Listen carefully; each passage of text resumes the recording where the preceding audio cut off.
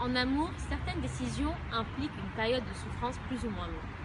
Toutefois, l'indécision, elle, peut s'avérer être plus douloureuse, étant donné qu'à la souffrance s'ajoute l'incertitude, mais également un sentiment, le sentiment d'être enchaîné par une situation troublante, voire étouffante.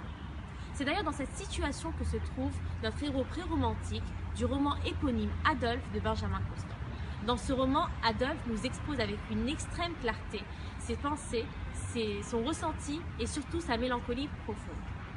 D'emblée, on observe sa relation conflictuelle avec la société, qu'il perçoit comme lassante, voire ennemie.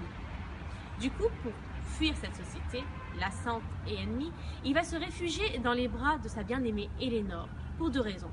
Pour fuir l'ennui, mais aussi pour son amour-propre.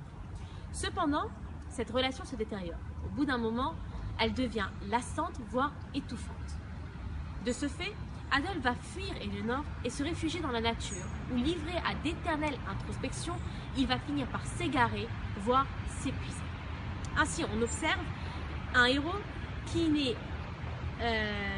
ne trouve de consolation ni auprès de la société, ni auprès d'Éléonore, ni même auprès de sa propre personne, dans la solitude, dans la nature.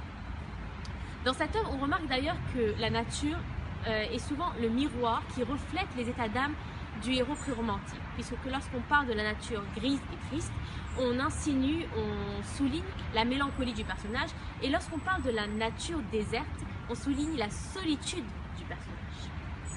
Pour finir, il est important de dire qu'Adolphe, en plus d'être le héros de ce roman, il est complètement une personnification du lyrisme mélancolique du pré-romantique.